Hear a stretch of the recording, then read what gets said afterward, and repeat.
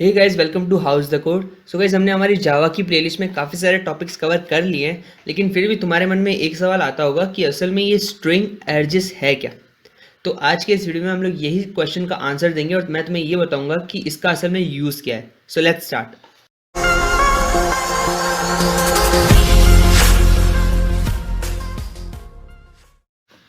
So guys, हमारा जो ये स्ट्रिंग आरजेस है ना, वो असल में एक स्ट्रिंग का एरे है।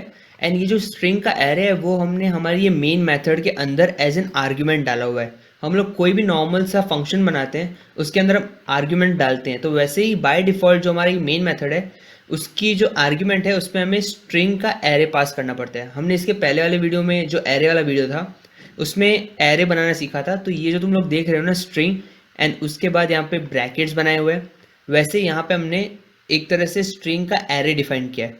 अब चाहो तो तुम लोग ये वाली चीज़ एडजेस के बाद भी लिख सकते हो, जैसे कि मैंने पिछले वाले वीडियो में कहा था, दोनों ही चल जाएगा। बट असल में इसका यूज़ क्या है? असल में इसका यूज़ आता है to store the command line arguments. Okay, तो अभी कमांड लाइन आर्ग्यूमेंट्स क्या होती है वो समझाने के लिए मैं यहाँ पे system dot out dot print L लिख दूंगा। एंड इसमें लिखूंगा ARGS, जो हमारा यहाँ पे वेरिएबल आ रहा है ना, वो जो एरे है, डॉट लेंथ। अब ये लेंथ क्या है? पिछले वाले वीडियो में हमने देखा था कि हम लोग एक एरे बना सकते हैं, राइट? तो उस एरे की डिफाइनाइट साइज होती है। हम लोग उस एरे के अंदर एक साइज होती है जो हम लोग फिक्स रखते हैं उस एरे की। तो वो साइज देखने के लिए ये लेंथ का जो वेरिएबल है वो हमें यूज़ आता है। अब एक बार मैं इसे एग्जीक्यूट करूँगा तब तुम्हें क्लियर आइडिया आ जाएगी कि मैं क्या कहना चाहता हूँ। तो मैं क्या करूँगा, सिंपली मेरे टर्मिनल में जाऊँगा, मतलब एक CMD खोला तुम लोगों की तरह, एंड मैंने सिंपली यहाँ पे जावा सी लिखा एंड कमांड लाइन एग्जाम्पल, जो मेरी क्लास का नाम है। ओके, तो ये वाले नाम मैंने लिख दिया यहाँ पे, एंड मैं यहाँ पे एंटर करके इसे कंपाइल करूँगा। कंपाइल हो चुका है एंड फिर मैं इसे एग्जीक्यूट करूँगा। तो मैं यहाँ पे लिखूँगा जावा कमांड लाइन एग्जाम्पल, एंड मैं इसे एंटर नहीं करूँगा, मैं यहाँ पे स्पेस दूंगा। मैंने यहाँ पे जो स्पेस दिया ना, उसके बाद मैं जो कुछ भी लिखूँगा वो काउंट होगा as a command line argument. तो ये मेरी कमांड लाइन है, ये जो तुम लोग देख रहे हो इसे हम लोग कमांड लाइन कहते हैं। एंड मेरा जावा एंड मेरे क्लास का नाम लिखने के बाद मैं आगे जो भी लिखता हूँ उसे हम लोग कमांड लाइन कहते हैं। अब फॉर एग्जाम्पल मैं यहाँ पे कुछ भी नहीं लिखता हूँ एंड एंटर प्रेस करता हूँ, तो वहाँ पे ज़ीरो आ गया कि तुम्हारा ARGS है, तुम्हारा जो ये एरे है उसकी साइज ज़ीरो है। क्यों? क्योंकि हमने कमांड लाइन आर्ग्यूमेंट में कुछ डाला ही नहीं। अब वापस से मैं इसे एग्जीक्यूट करूँ और इस बार मैं यहाँ पे कुछ भी लिख दूँ, फॉर एग्जाम्पल 5 लिख दूँ एंड एंटर करूँ, तो यहाँ पे क्या गया 1। मतलब कि हम लोगों ने हमारे जावा एंड हमारे क्लास के नाम के बाद जो आर्ग्यूमेंट्स लिखे, एक आर्ग्यूमेंट लिखे, इसके लिए यहाँ पे 1 आया कि हमने ARGS के अंदर एक वैल्यू पास की है। अब सिमिलरली एक बार और मैं इसे एग्जीक्यूट करूँ और ये 5 के बाद मैं यहाँ पे 8 लिखूँ और 7 भी लिख दूँ और मैं अभी इसे एंटर करूँगा, तो यू कैन से यहाँ पे 3 आ गया कि ये कह रहा है कि ARGS के अंदर जो हमारा ARGS नाम का एरे है उसके अंदर मैंने 3 वैल्यूज़ पास कर दिए। इसके लिए इसने 3 पास किया।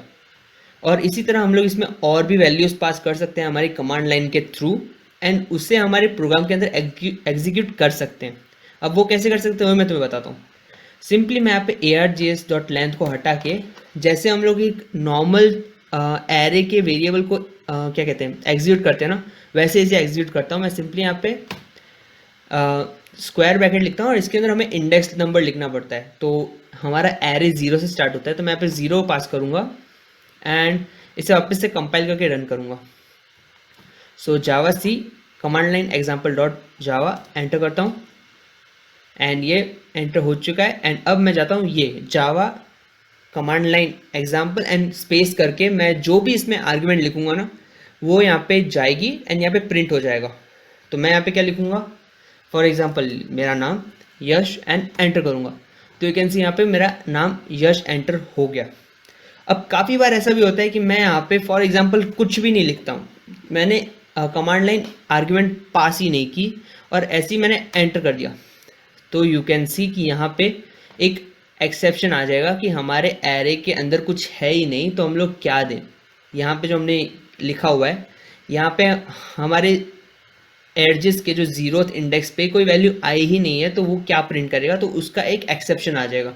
इस वजह से हमेशा तुम्हारे स्टार्टिंग में प्रोग्राम के स्टार्टिंग में तुम्हें एक इफ कंडीशन डालनी चाहिए, जिसके अंदर हम लोग लिखेंगे args डॉट लेंथ, जो हमने वेरिएबल देखा था, इज ग्रेटर देन 0। इसका मतलब ये है कि हमारा जो args है उसमें जो भी वैल्यू है ना वो एटलीस्ट एक वैल्यू तो होनी चाहिए, या तो एक से ज़्यादा होनी चाहिए, वरना अगर ये 0 हुआ तो हम लोग इसमें एक्सेस नहीं करेंगे ये वैल्यू। अब मैं क्या करूँगा, सिंपली यहाँ पे इसके स्कोप्स बना दूंगा और एक एल्स कंडीशन भी डाल दूंगा, जिसमें मैं लिखूंगा सिस्टम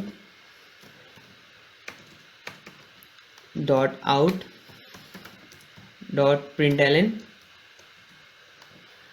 नो आर्ग्यूमेंट पास्ट, कुछ इस तरह से। मतलब अगर हमारे पास हमारा जो args है, हमारा जो वेरिएबल है, उसके अंदर उसकी लेंथ 0 से ज़्यादा होगी, मतलब उसके अंदर कोई कमांड वैल्यू आर्ग्यूमेंट्स होगी तो वो उसे प्रिंट कर देगा, नहीं तो वो सिंपली हमें ये बताएगा कि कोई आर्ग्यूमेंट पास नहीं किया। तो अभी ये क्या होगा, अभी है ना हमारा ये जो एक्सेप्शन है वो नहीं दिखेगा।